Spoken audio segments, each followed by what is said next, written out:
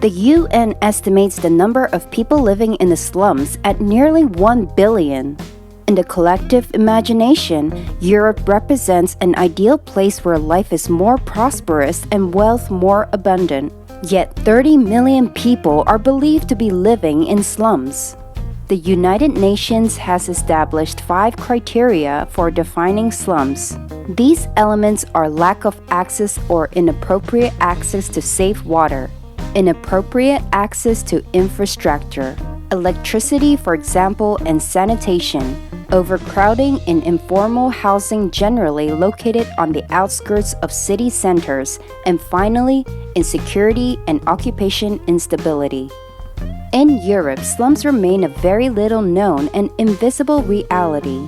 They have become the specific places of marginality and discrimination, sometimes used as the sole result of the migratory invasion.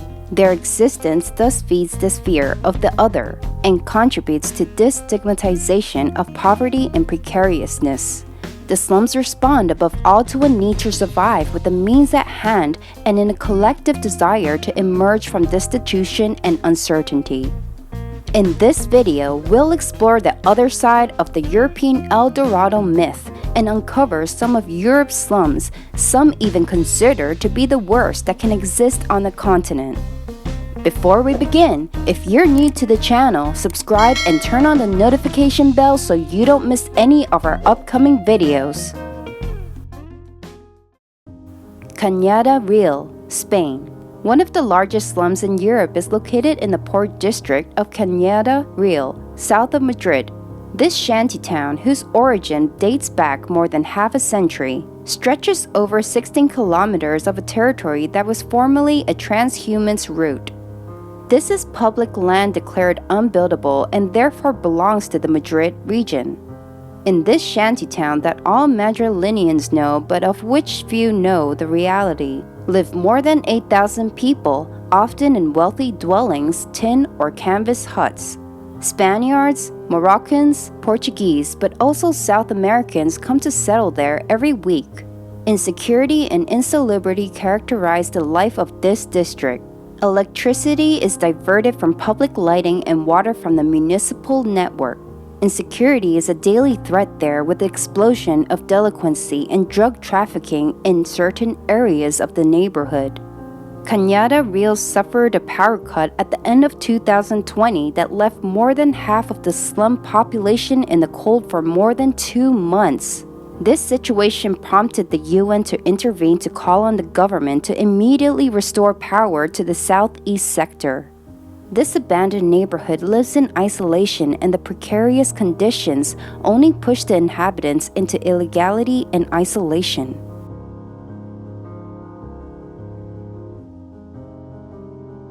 The French slums, the cases of Nantes and Toulouse.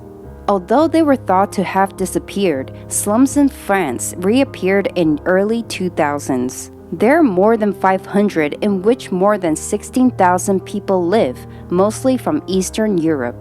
Loire-Atlantique is the French department with the highest number of slum dwellers. In Nantes, the number of slums occupied by Romanian migrants continues to increase. 600 Roma families live in 50 shantytowns in the municipality. These migrants arrive in the city in the hope of finding a job and the conditions for a better life. But the reality is harsher. The insalubrity there is unworthy of a rich country like France in 2020, says an activist from the Rome Europe Collective. Most do not have access to running water or electricity. Huts built in wood or sheet metal adjoin the caravans. Mud and puddles cover the grounds in winter. The precarious installations of gas and electricity constitute a real danger, as evidenced by the recent fire which devastated several caravans and cars on the site. Pending social integration programs planned by the state and the municipality, the population can count on the solidarity and support of NGOs and local residents groups. The situation is the same in the squats and shantytowns of Toulouse. In 2019, around 4,500 people slept in the streets in rough and precarious conditions. The emergency reception system has reached saturation point. Evictions and escorts to the border have been put in place, and some households have been provided with accommodation. The new visibility that accompanies the appearance of these squats and shantytowns can be explained, according to some associations, as doctors of the world, not by the result of new influx of migrants as the state would have it believed, but by poor management of poverty and poor housing by the latter. Moria refugee camp in Greece. In the south of the island of Lesbos in Greece, in the village of Moria, a camp for migrants and refugees has been established for years, and it is constantly being populated. This camp quickly took on the appearance of a slum with tents and piles of rubbish invading the place. Living conditions are deplorable and overcrowding is appalling. 14,000 people for a camp planned for a maximum of 3,100. Nearly 6,000 children, including 1,000 unaccompanied minors, live there in unsanitary conditions. Most come from Afghanistan and were separated from their parents on the border with Iran. They therefore live without protection, sharing the tents of foreign adults or sometimes sleeping on the floors soaked in rain and mud.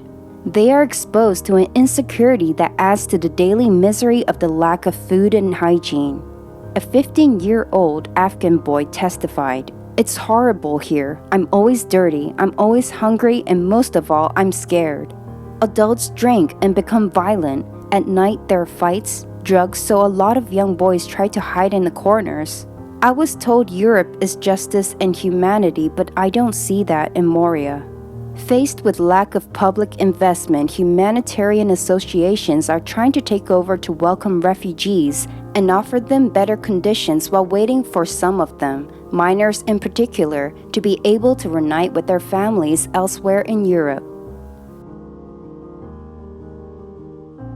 Stolipinovo, largest gypsy district in the Balkans in Bulgaria. In Plovdiv, the second largest city in Bulgaria and one of the oldest and most historic in Europe, lies Stolipinovo, the largest Roma ghetto slum in the Balkans.